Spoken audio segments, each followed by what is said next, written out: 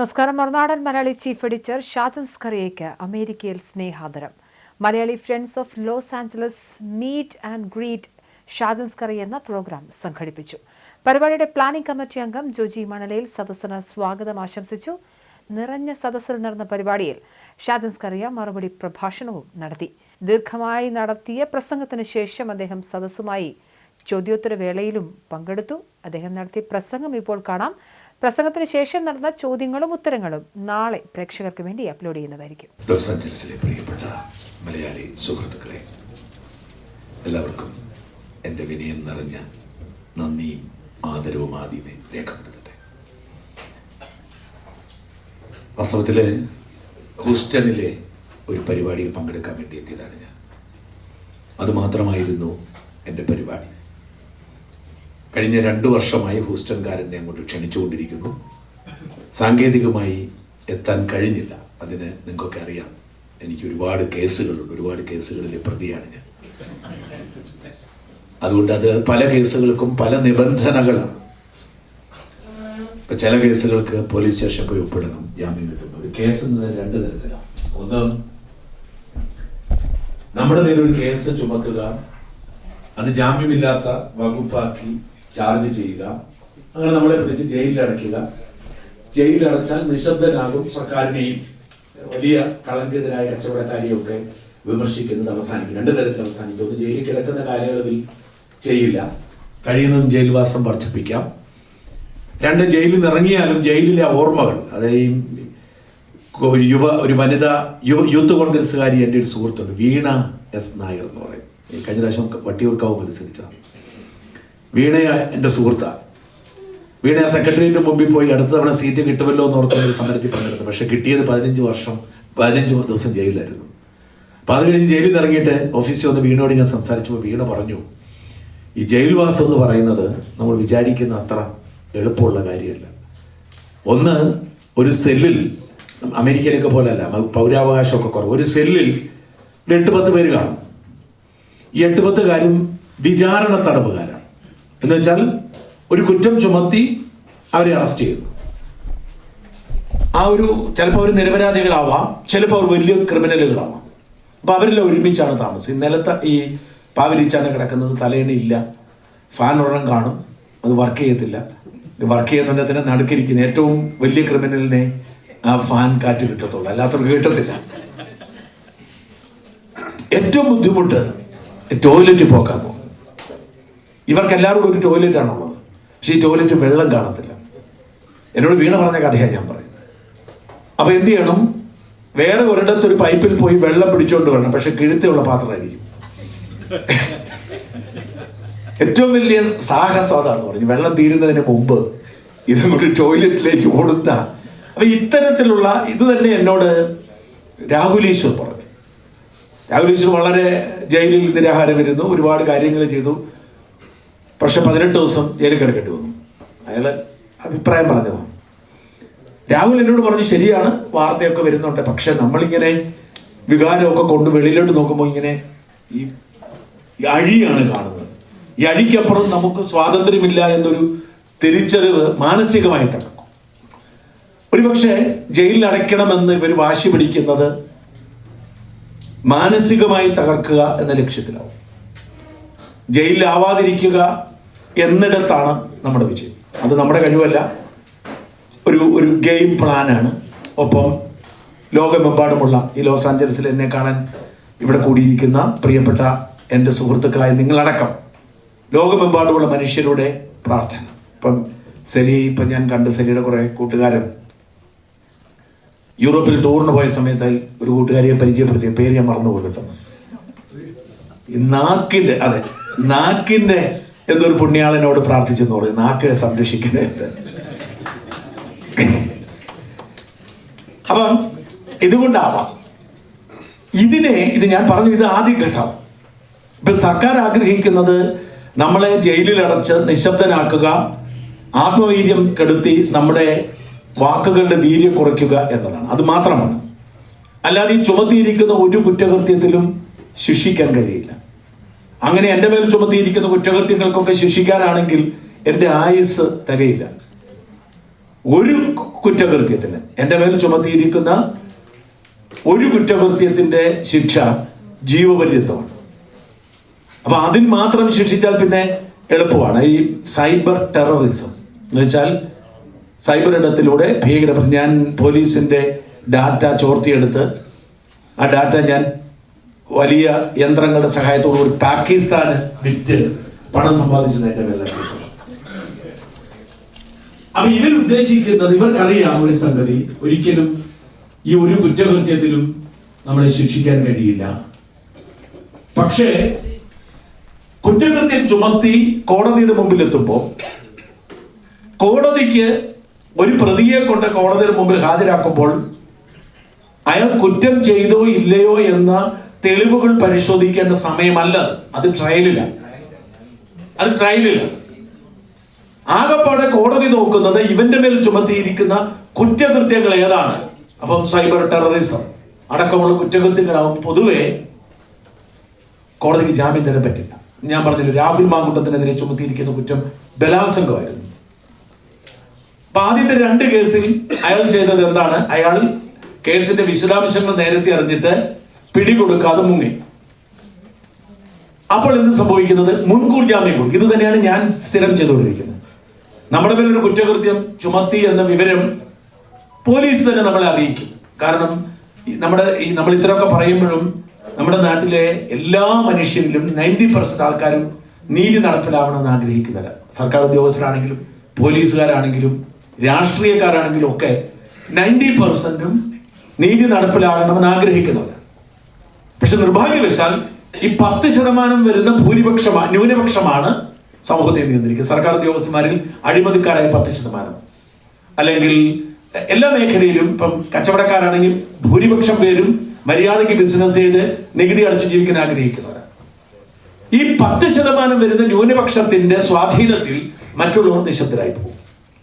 അതുകൊണ്ട് ഇത്തരം ഒരു സാഹചര്യം ഉണ്ടാവുമ്പോൾ നമുക്ക് ആദ്യം വിവരം നൽകുന്നത് നമുക്കറിയത്തില്ലാത്ത പോലീസ് ഉദ്യോഗസ്ഥർക്ക്. എനിക്കൊക്കെ ആദ്യത്തെ ഇൻഫർമേഷൻ കിട്ടുന്ന ഒരു പോലീസ് ഓഫീസർ എന്നെ കാണാൻ പറ്റും. എനിക്ക് പരിചയമില്ലാത്തൊരു ഓഫീസർ എന്നിട്ട് പറയുകയാണ്, മുഖ്യമന്ത്രിയുടെ ഓഫീസിലെ നിർദ്ദേശപ്രകാരം ADGP, അന്നത്തെ ADGP, പിന്നീട് അദ്ദേഹം ഒരുപാട് അനുഭവിച്ചു, ADGP അജിത് കുമാറിന്റെ നേതൃത്വത്തിൽ ഒരു യോഗം ചേർന്നു. ആ യോഗത്തിലെ ചർച്ചാ വിഷയം ഷാജനാണ്. എനിക്ക് മനസ്സിലാക്കാൻ കഴിയുന്നത് ഒരു ജാമ്യമില്ല കുറ്റകൃത്യം ഷാജന്റെ മേൽ ചുമത്തും, അറസ്റ്റ് ചെയ്ത് ജയിലിൽ അടയ്ക്കാൻ വലിയൊരു ഗൂഢാലോചന ഉണ്ട് എന്ന് പറയുന്നത്. അപ്പം ഇത്തരം സാഹചര്യങ്ങൾ നമ്മൾ ചെയ്യുന്നത് എന്താണ്? പോലീസിനെ ട്രേസ് ചെയ്യാൻ കഴിയാത്ത വിധത്തിൽ മാറി നിൽക്കണം. അപ്പൊ എന്ത് ചെയ്യും? ഞാൻ ആദ്യം പറഞ്ഞു വരുന്ന പോയിന്റ് അതാണ്. രാഹുൽ മാങ്കുട്ടത്തിലേക്ക് വരുന്നു. ആദ്യത്തെ 2 ബലാത്സംഗ കേസിൽ, ആദ്യത്തെ കേസിലാണ് കുറച്ചെങ്കിലും ഒരു ഓഡിയോ ക്ലിപ്പെങ്കിലും പുറത്തു വന്നത്. മറ്റേതിലൊന്നും അങ്ങനത്തെ ഒന്നും പുറത്തു വന്നില്ല. ഈ കേസിലടക്കം, ഈ ഓഡിയോ ക്ലിപ്പ് പുറത്തു വന്നതടക്കം ആദ്യത്തെ 2 ബലാത്സംഗ കേസിലും ഈ കേസിന്റെ മെറിറ്റ് പരിഗണിക്കുന്നത് വരെ രാഹുൽ മാറി നിന്നപ്പോ മുൻകൂർ ജാമ്യം കോടതി പരിഗണിക്കുന്നു. അപ്പം ഈ മുൻകൂർ ജാമ്യത്തിൽ വേണമെങ്കിൽ തെളിവ് പരിശോധിക്കാൻ അവസരം കിട്ടുന്നു. തെളിവില്ലെന്ന് കാണുന്നു, ജാമ്യം കൊടുക്കുന്നു. അപ്പോഴാണ് അവര് 3ാമതൊരു കേസ് രജിസ്റ്റർ ചെയ്ത് ആരും അറിയാതെ അതീവ രഹസ്യമായി രാഹുലിനെ ലോക്ക് ചെയ്ത് ജയിലിൽ അടയ്ക്കുന്നു. അവിടെ എന്താ സംഭവിക്കുന്നത്? അവിടെ മുൻകൂർ ജാമ്യത്തിന് സ്കോപ്പില്ല. ഒരു കേസ് രജിസ്റ്റർ ചെയ്തു, പിടിച്ചു കോടതി കൊണ്ട് ഹാജരാക്കുമ്പോൾ മുൻകൂർ ജാമ്യമാണെങ്കിൽ വാദിക്കാൻ സമയമുണ്ട്. ജാമ്യമാകുമ്പോൾ വാദിക്കാൻ സമയമില്ല. അത് സമയമെടുക്കും. മുൻകൂർ ജാമ്യം പലതവണ വാദിക്കാം. ഇതിന്റെ പ്രശ്നം വെച്ചാൽ മുൻകൂർ ജാമ്യത്തിന് നമ്മൾ അപേക്ഷ കൊടുക്കുമ്പോൾ ആദ്യം കോടതി പറയുന്നത് പ്രോസിക്യൂഷൻ നോട്ടീസ് കൊടുക്കാനാണ്. പക്ഷെ ഈ ജാമ്യത്തിന് ഒരേ പ്രതിയെ കൊണ്ട് ചെല്ലുമ്പോൾ ഈ പ്രോസിക്യൂഷൻ നോട്ടീസ് കൊടുക്കാൻ പറയുമ്പോൾ പ്രോസിക്യൂഷൻ പറയാൻ ഞാൻ അറിഞ്ഞില്ല എന്ന് പറയും. അപ്പൊ പ്രോസിക്യൂഷൻ നോട്ടീസ് കൊടുത്തപ്പോൾ ഇത്ര ദിവസം ജയിലിൽ അടയ്ക്കണം.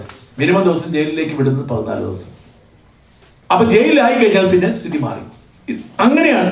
നോക്കൂ, രാഹുലിന്റെ 3ാമത്തെ കേസിൽ എന്താ സംഭവിച്ചത്? 14 ദിവസമാണ് ജയിലിൽ കിടന്നിട്ട്, 16 ദിവസമാണ് ജയിലിൽ കിടന്നിട്ട് പുറത്തേക്ക് വന്നിട്ട് കോടതി പറയുകയാണ് ജാമ്യമായി ഒരു തെളിവുമില്ല, റേപ്പ് അല്ല എന്ന് പറഞ്ഞ് ജാമ്യം കൊടുത്തു. അതേസമയം രാഹുൽ മാങ്കൂട്ടത്തിലിനെ 3ാം കേസിൽ പിടിച്ചില്ലായിരുന്നെങ്കിൽ അയാൾക്ക് അതിനും മുൻകൂർ ജാമ്യം കിട്ടുവാനും ജയിലിൽ പോകേണ്ടി വരത്തില്ലായിരുന്നു. ഇനി എന്റെ കയ്യിലേക്ക് വരാം. 130ഓളം കേസുണ്ടായി. ഒരു കേസിലും പിടിക്കപ്പെടാത്തത് കൊണ്ടാണ് ഞാൻ ജയിലിലാവാത്തത്. ജയിലിലടയ്ക്കാൻ ഒരു ഭരണകൂടത്തിന് വളരെ എളുപ്പമാണ്. ഇന്നോ നാളെയോ അത് സംഭവിക്കും. ഇപ്പോഴും ഞാൻ കഴിഞ്ഞ മാസം തൃശ്ശൂരിൽ നേഴ്സുമാരുടെ സമ്മേളനം നടക്കുന്നു. ഞാനാണത് ഓർഗനൈസ് ചെയ്യുന്നത്. ആ സമ്മേളനത്തിന് പോകുന്നതിൻ്റെ തലേ ദിവസം എനിക്കെതിരെ ഒരു കേസിടാൻ തീരുമാനിച്ചു. അപ്പം ആ കേസ് വളരെ വിചിത്രമാണ്. ഈ നടിയുടെ പേര് പറഞ്ഞ പഴയൊരു നടിയാണ്. ആ നടി ഞാൻ വീണ്ടും വിവാഹം കഴിക്കുന്നു എന്ന് പറഞ്ഞ് പോസ്റ്റ് ഇടുന്നു. അല്ല, വിവാഹം കഴിക്കുന്ന അവർ പറഞ്ഞില്ല, എൻ്റെ ജീവിതത്തിൽ വീണ്ടും ഒരു വസന്തം വരുന്നു എന്ന് പറയുന്നു. അവര് ഒരു ചെറുപ്പക്കാരനെ കൊണ്ടുവരുന്നു.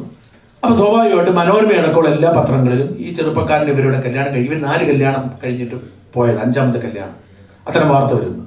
ഞാൻ അത്തരം വിഷയം തൊടാറില്ല. പ്രത്യേകിച്ച് സ്ത്രീകളുമായി ബന്ധപ്പെട്ട വിഷയം നിവൃത്തി ഉണ്ടെങ്കിൽ തൊടാതിരിക്കുക എന്നാണ്. കാരണം അത് വലിയ അപകടം ഉണ്ടാക്കും.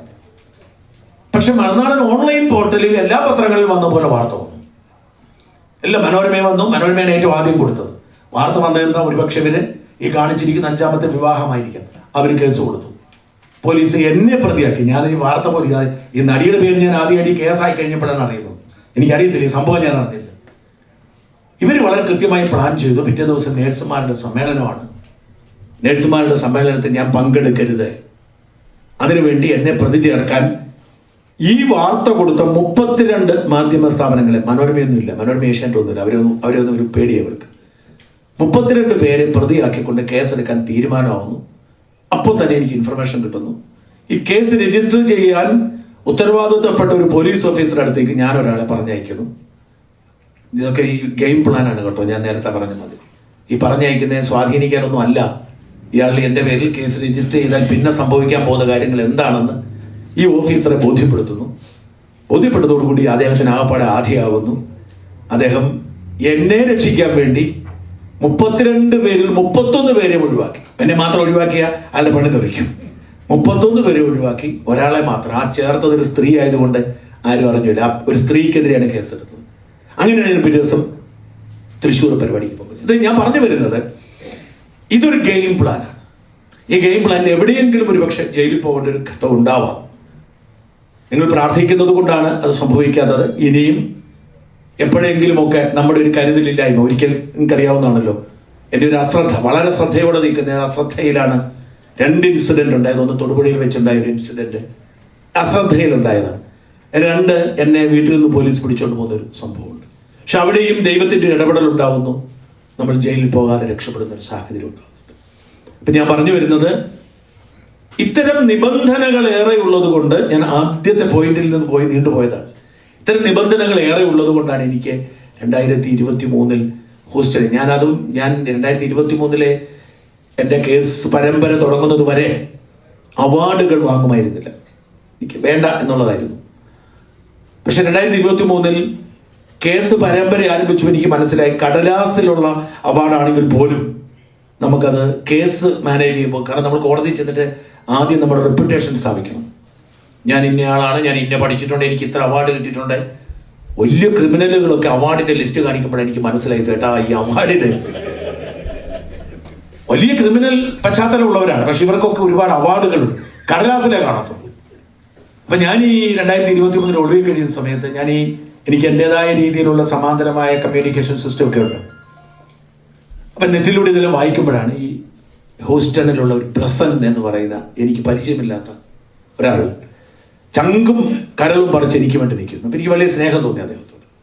അപ്പം അദ്ദേഹം എനിക്കൊരു അവാർഡൊക്കെ അന്നേ പ്രഖ്യാപിച്ചു ഈ കേസുള്ളപ്പോൾ തന്നെ. പക്ഷേ ആ സാങ്കേതിക കാരണങ്ങൾ പോകാൻ കഴിഞ്ഞില്ല. ഈ അടുത്ത കാലത്താണ് എൻ്റെ പാസ്പോർട്ട് എൻ്റെ കൈ കിട്ടുന്നത്, ഒരുപാട് കാലത്തിന് ശേഷം. ഇടയ്ക്കൊക്കെ ഞാൻ ഈ എന്നെ തോൽപ്പിക്കാൻ ശ്രമിക്കുന്നവരെ പാഠം പഠിപ്പിക്കാൻ വേണ്ടി ഞാൻ ഇടയ്ക്കിടയ്ക്ക് വിദേശത്ത് പോകാറുണ്ട്. വലിയ പാടാണ് ഇത് പറയുമ്പോൾ. ഞാൻ ഇസ്രായേലിലാണ്, ഞാൻ ഇംഗ്ലണ്ടിലാണ്. എനിക്ക് 100,000 തലവേദനയാണ്. കാരണം ഉണ്ടാക്കണം, കോടതിയിൽ അപേക്ഷ കൊടുക്കണം, വക്കീലിന് ഫീസ് കൊടുക്കണം, വക്കീൽ പോയി ഘോരം വാദിക്കണം, എന്നിട്ട് കോടതിക്ക് തോന്നുമ്പോൾ അനുവദിച്ചാലാണ് പോകുന്നത്. പക്ഷേ ഒടുവിൽ എൻ്റെ പാസ്പോർട്ട് എനിക്ക് തിരിച്ചു തരാൻ കോടതി ഉത്തരവിട്ടു. ഇന്നലെ എന്നോട് ആരോട് പറഞ്ഞു, പഴയ കേസ്, ആ നടൻ സിദ്ദിഖിന് ഞാൻ കഴിഞ്ഞ സദ്ദിഖിൻ്റെ കേസ് പാസ്പോർട്ട് തിരിച്ചിട്ടിട്ടുണ്ട് ഇതുവരെ. പക്ഷെ എന്തായാലും എൻ്റെ പാസ്പോർട്ട് തിരിച്ചു കിട്ടിയപ്പോൾ ഞാൻ പെട്ടെന്ന് ഓർത്തത് ഈ ബ്ലസ്സനെയാണ്. അപ്പം ഞാൻ ബ്ലസ്സനെ വിളിച്ചിട്ട് പറഞ്ഞു, ബ്ലസ്സൻ, നിങ്ങൾ പണ്ടൊരു അവാർഡ് പറഞ്ഞായിരുന്നല്ലോ, അത് മേടിക്കാൻ ആഗ്രഹമുണ്ട്. അപ്പം ബ്ലസ്സൻ്റെ അന്നത്തെ ആവേശമൊക്കെ പോയി കേട്ടോ. ഒന്ന് സ്വാഭാവികമായിരുന്നു 2023 ആവേശം 2024 ഉണ്ടാവത്തില്ല. ഞാൻ ബ്ലസ്സൻ പേടിക്കണ്ട, വണ്ടിക്കൂലൊക്കെ ഞാൻ എടുത്തോളാം, നിങ്ങൾ മുടക്കണ്ട, ആ അവാർഡൊന്ന് തട്ടിക്കൂട്ടി തന്നാൽ മതി എന്ന് പറഞ്ഞു. പ്ലസിനപ്പം തന്നെ ആളുകളെയൊക്കെ വിളിച്ചു, വീണ്ടും പഴയ അവാർഡ് പുനരുജ്ജീവിപ്പിച്ചു. ടിക്കറ്റ് ഞാൻ തന്നെ എടുത്തു. ഞാനങ്ങനെ എത്താൻ നേരത്താണ് എത്താൻ തീരുമാനിച്ചപ്പോൾ 2 തടസ്സങ്ങൾ. എത്താനെല്ലാം ഫിക്സ് ചെയ്ത് വിവരം അറിയിച്ചു കഴിഞ്ഞപ്പോഴത്തേക്കാണ് പുതിയൊരു കേസ് ഉണ്ടാകുന്നത്. ആ കേസിന്റെ നിബന്ധനകളിൽ ഒന്ന് എല്ലാ ആഴ്ചയിലും പോയി പോലീസ് സ്റ്റേഷൻ ഒപ്പിടണമെന്നുള്ളത്. ആലോചിച്ച് നിൽക്കും. അപ്പോൾ പക്ഷെ എനിക്ക് വാശിയാണ്. നമ്മളൊരു തീരുമാനം, ഞാൻ എക്കാലത്തും ഞാൻ ജീവിതത്തിൽ എനിക്ക് ആദ്യം പറയാനുള്ള ഒരു സന്ദേശം അതാണ്. ജീവിതത്തിൽ ഒരു കാര്യം ചെയ്യാൻ നമ്മൾ തീരുമാനിച്ചുറപ്പിച്ചാൽ അതിനു ചുറ്റുമുണ്ടാകുന്ന തടസ്സങ്ങളിൽ നമ്മൾ ഭയപ്പെടാതിരിക്കുകയും ആ തടസ്സങ്ങളെ നമുക്ക് തള്ളിനീക്കുക. ഞാൻ അങ്ങനെയാണ്. ഒരു തടസ്സം ഉണ്ടാകുമ്പോൾ എനിക്ക് വാശി കൂടും. അപ്പോൾ എനിക്ക് വാശിയായി, അപ്പം എന്നെ വിടാതിരിക്കാനാണ് ആഗ്രഹമെങ്കിൽ പോയിട്ട് മതിയാവും. അപ്പോൾ ഇതിൻ്റെ എക്സംഷന് വേണ്ടി നേരെ കോടതി പോന്നു. ഈ സമയത്ത് യുദ്ധം ആലോചിച്ച് 2ാമത്തെ തടസ്സം. അപ്പം ഞാൻ ടിക്കറ്റ് വരെ മാറേണ്ടി വന്നു. എനിക്ക് എന്നാലും വരാം എന്ന് തീരുമാനിച്ചു. വന്നു. ആകപ്പാട് ഒറ്റ അബദ്ധം കാണിച്ചോളൂ. ഇതിൻ്റെ അകത്ത് യുദ്ധം പ്രഖ്യാപിച്ചതാണ്. ഇപ്പോൾ ഭയങ്കര ടിക്കറ്റ് കൂടുതലായി. അങ്ങ് വരെ ഫുൾ റിട്ടേൺ എടുത്താൽ മതിയായിരുന്നു. ഞാൻ ലണ്ടൻ വരെ റിട്ടേൺ എടുത്തു. വലിയ റേറ്റാണ്. ആ ഒരു അബദ്ധം മാത്രമേ കാണിച്ചുള്ളൂ. എന്തായാലും പ്രിയപ്പെട്ടവരെ, എനിക്ക് പറയാനുള്ളത്, അങ്ങനെ വന്നപ്പോൾ ഹൂസ്റ്റണിൽ വന്ന് തിരിച്ചു പോകണം. കാരണം വലിയ തിരക്കുള്ള സമയമാണ്. ഒന്ന് യുദ്ധം നടക്കുന്നു. യുദ്ധവുമായി ബന്ധപ്പെട്ട അപ്ഡേഷൻ എനിക്ക് കിട്ടണമെന്നുണ്ടെങ്കിൽ എനിക്ക് എൻ്റെതായ ചില കണക്ഷൻസ് ഉണ്ട്. എല്ലായിടത്തും ഉണ്ട്. ഇറാനിൽ പോലും നമുക്ക് ചില കണക്ഷൻസ് ഉണ്ട്. ആ കണക്ഷൻസ് കൃത്യമായിട്ട് ഉപയോഗിക്കണം. 2, നമ്മുടെ ഒരു വർക്ക് പാറ്റേൺ ഉണ്ട്. എൻ്റെ ഒരു വർക്ക് പാറ്റേൺ രാവിലെ 4 മണിക്ക് എണീക്കും. എല്ലാ ദിവസവും 4 മണിക്ക് എണീറ്റ് രാത്രി 9:30-10 മണി വരെ നീളുന്ന ഒരു പാറ്റേൺ ഉണ്ട്. ആ പാറ്റേണിന് ഓരോ പരിപാടിക്ക് ഓരോ സമയം ഫിക്സ് ചെയ്തിട്ടുണ്ട്. ഉച്ചയ്ക്ക് 20 മിനിറ്റ് ഉറങ്ങുന്നതടക്കം. വൈകുന്നേരം തിരുവനന്തപുരത്ത് ഉണ്ടെങ്കിൽ, അതായത് പോലീസ് സ്റ്റേഷൻ പോകണ്ടെങ്കിൽ വൈകുന്നേരം കൃഷിപ്പണിക്ക് പോകുന്നതടക്കം എനിക്കൊരു പാറ്റേൺ ഉണ്ട്. ഇത് മുഴുവൻ തെറ്റും. ഒന്നാമത് ഇവിടുന്ന് ഹൂസ്റ്റണിലെ ടൈമല്ല ഷിക്കാഗോയിലെ ടൈമല്ല കാലിഫോർണിയയിൽ. ഇത്തരം പ്രതിസന്ധികളൊക്കെ ഉള്ളത് കൊണ്ട് അധിക ദിവസം നിൽക്കാൻ പറ്റുമായിരുന്നില്ല.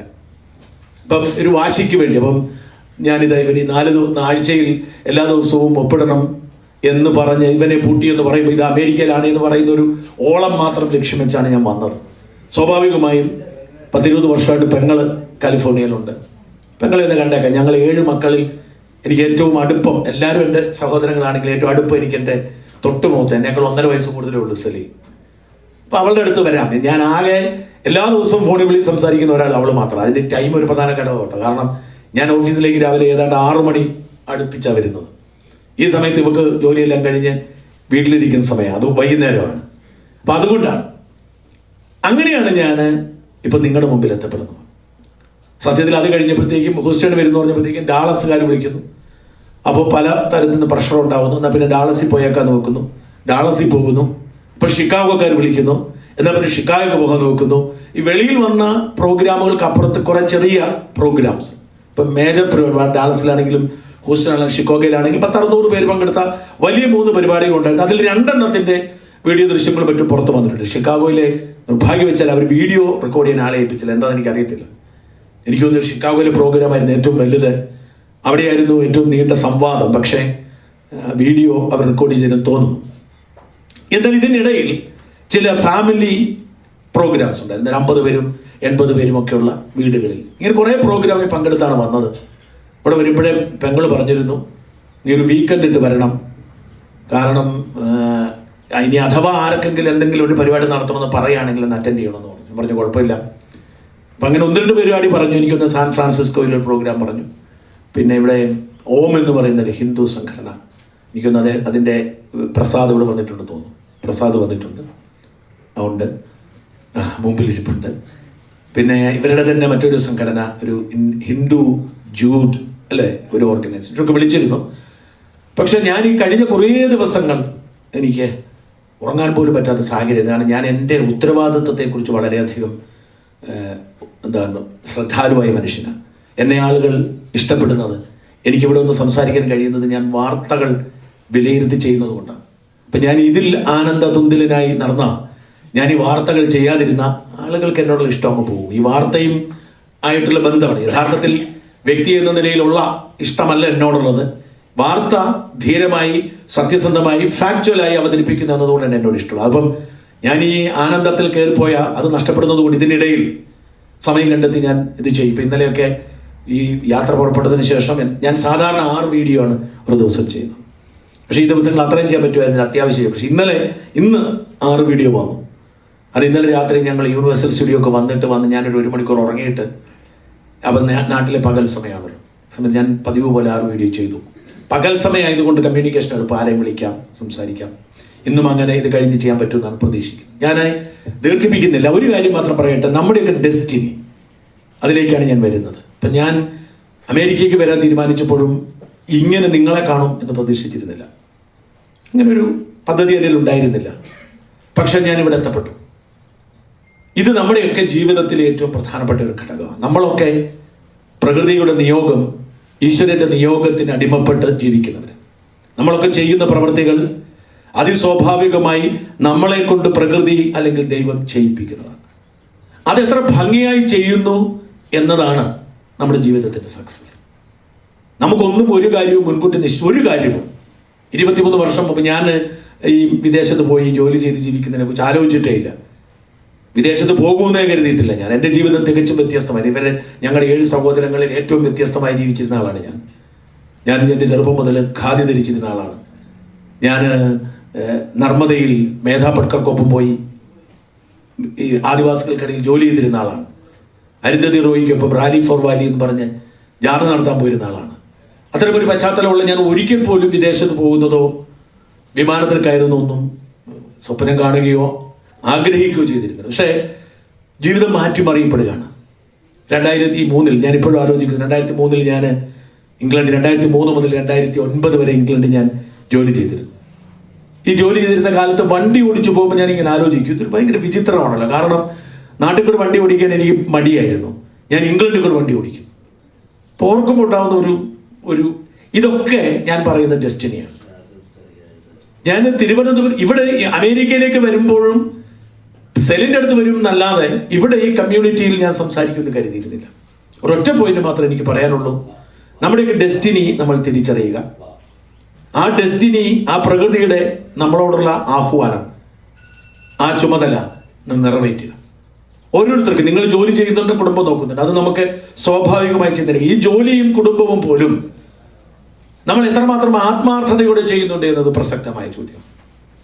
അത് ചെയ്യുമ്പോൾ അത് ഞാനിപ്പോഴും വിചാരിക്കുന്നത്, ഞാനൊരു ആവറേജ് മനുഷ്യന്, എന്നെക്കാളെന്നല്ല, നമ്മുടെ സമൂഹത്തിൽ ഈ കമ്മ്യൂണിറ്റിയിൽ തന്നെ എന്നേക്കാൾ ബുദ്ധിയും വിവരവും അറിവുള്ള എത്ര ആളുകൾ കാണും. ഞാൻ കലാകൗമുദി എന്ന വാരികയിൽ ഒരു ലേഖനവുമായി എൻ്റെ എഡിറ്റർ NRS ബാബുവിനെ പോയി കാണും. വർഷങ്ങൾക്ക് മുമ്പ്, ഒരു 30 വർഷം മുമ്പ്. ബാബു സാർ ഇത് വായിച്ചിട്ട് എന്നോട് പറഞ്ഞു, യാതൊരു നിലവാരവുമില്ല നിന്റെ ഈ ലേഖനത്തിന്. വലിയ പ്രതീക്ഷയൊന്നും എനിക്ക് വലിയ കുഴപ്പമൊന്നും, അതാണ് ഞാൻ പ്രതീക്ഷിച്ചത്. പക്ഷെ ഞാനത് കൊടുക്കാൻ പോവാ. ഞാൻ എന്താ, പത്രാധിപർക്ക് വേണ്ടത് എന്താണെന്ന് നിനക്കറിയാം. 2 കാര്യമുണ്ട്. ഒന്ന് നമ്മുടെ ക്വാളിറ്റി, 2 നമ്മുടെ ഡിമാൻഡ്. ക്വാളിറ്റിയാണ് നല്ലതെങ്കിലും ഡിമാൻഡ് ഇല്ലാത്ത ക്വാളിറ്റി നിലനിൽക്കത്തില്ല. ക്വാളിറ്റി ഇല്ലെങ്കിലും ഡിമാൻഡ് ഉണ്ടെങ്കിൽ അതിന് പ്രസക്തിയുണ്ട്. ആദ്യം എൻ്റെ കലാകൗമുദിയിൽ അച്ചടിച്ച് വരുന്ന ലേഖനം കൊള്ളത്തില്ല എന്ന് എന്നോട് പറഞ്ഞിട്ട് എഡിറ്റർ പറഞ്ഞിട്ട് കൊടുത്തതാണ്. ഞാൻ മനസ്സിലാക്കുന്ന ഒരു കാര്യം, കഴിവ് അല്ലെങ്കിൽ പ്രതിഭ എന്ന് പറയുന്നത് സെക്കൻഡറി ആണെന്നാണ്. വളരെ സെക്കൻഡറിയാണ്. ജീവിതത്തിൽ എല്ലാ മനുഷ്യർക്കും എന്തെങ്കിലുമൊക്കെ ചെയ്യാനുള്ള കഴിവുണ്ട്, ആരോഗ്യമുള്ളിടത്തോളം കാലം. ഞാൻ എല്ലാവരോടും പറയും, ആരോഗ്യം സംരക്ഷിക്കുക. നമ്മൾക്ക് പലപ്പോഴും നമ്മുടെ ജീവിതത്തിൻ്റെ ആനന്ദത്തിന് വേണ്ടി, ആനന്ദം ഏറ്റവും പ്രധാനപ്പെട്ടതാണ്, ആനന്ദം വേണ്ടെന്ന് പറയുന്ന ആളല്ല ഞാൻ. പക്ഷെ ആനന്ദത്തിന് വേണ്ടി നമ്മൾ ആരോഗ്യത്തിനോട് വിട്ടുവീഴ്ച ചെയ്യുമ്പോൾ നമ്മൾ ഇടയ്ക്ക് വീണു പോകും. അപ്പോൾ ആനന്ദവും ആരോഗ്യവും ഒരുമിച്ച് സംരക്ഷിക്കുമ്പോൾ തന്നെ നമ്മുടെ ഡെസ്റ്റിനി കണ്ടെത്തി നമ്മൾ ചെയ്യേണ്ട പണി എന്താണോ അതിന് ഹാർഡ് വർക്ക് ചെയ്താൽ നമുക്ക് റിസൾട്ട് കിട്ടും. ഞാൻ അമേരിക്ക വന്ന് കണ്ട ഒരു വലിയ പ്രത്യേകത, ഒരുപാട് മലയാളികൾക്ക് ബിസിനസ് ഉണ്ട്. എനിക്ക് തോന്നുന്നു അമേരിക്കയിലുള്ള അത്രയും മറ്റ് ഗൾഫിൽ കാണുമോ എനിക്കറിയില്ല. മറ്റ് പാശ്ചാത്യ രാജ്യങ്ങളിൽ, ഞാനിപ്പോൾ ബ്രിട്ടനിലൊക്കെ ഒരുപാട് തവണ പോകുന്നത്, ബിസിനസ്സുകാരുണ്ടെങ്കിലും വളരെ കുറച്ച് പേരേ ഉള്ളൂ. എന്നാൽ അമേരിക്കയിൽ ഇപ്പം ഞാൻ ഇന്ന് പരിചയപ്പെട്ട ഒരു ഫാമിലി, അവർ ഒരു കെയർ ഏജൻസി, ഇവിടെ നിന്ന് പരിചയപ്പെട്ട ഒരു കെയർ ഏജൻസി നടത്തുന്നുണ്ട്. അപ്പനും അമ്മയും 2 പിള്ളേരും. ഒരാൾ 8-9 പഠിക്കുന്നത്. അപ്പം ഇത് നമ്മുടെ മുമ്പിൽ, പ്രത്യേകിച്ച് അമേരിക്ക പോലൊരു രാജ്യം എന്ന് പറയുന്നത് ഒരുപാട് അവസരങ്ങളുള്ള രാജ്യമാണ്.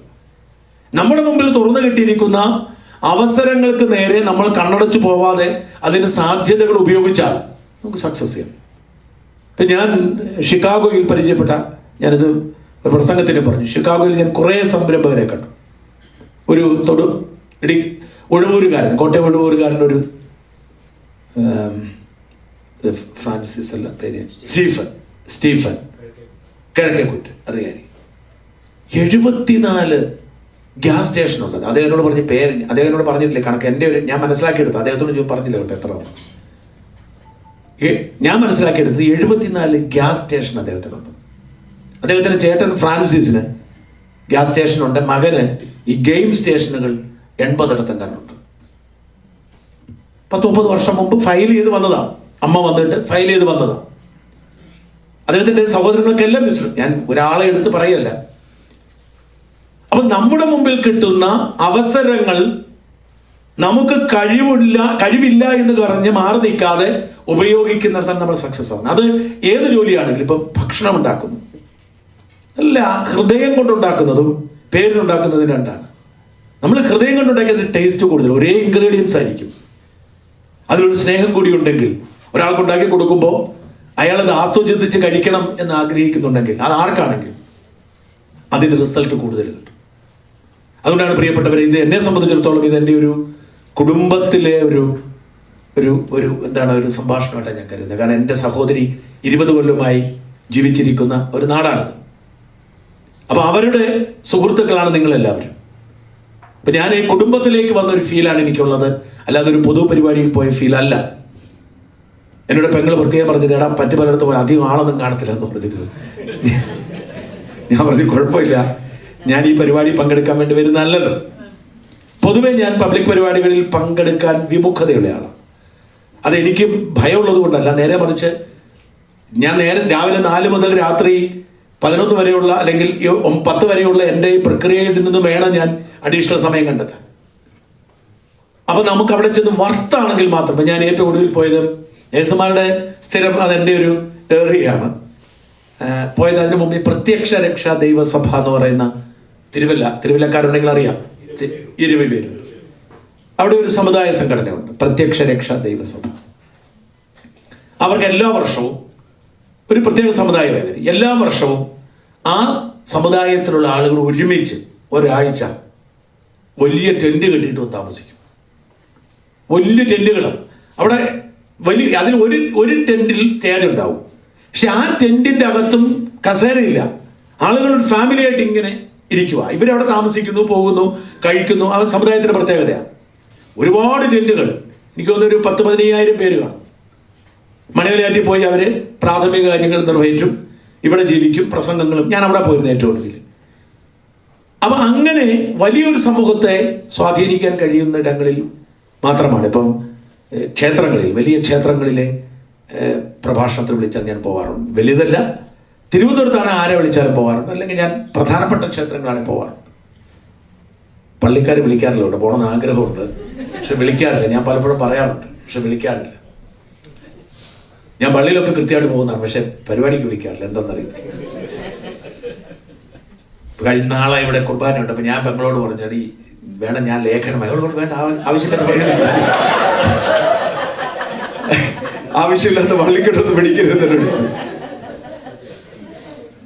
എനിവേ, സന്തോഷമുണ്ട്. ഞാൻ ദീർഘിപ്പിക്കുന്നില്ല. എൻ്റെ ചേട്ടൻ, അച്ഛനുണ്ട്, ഞങ്ങളുടെ ചേട്ടൻ.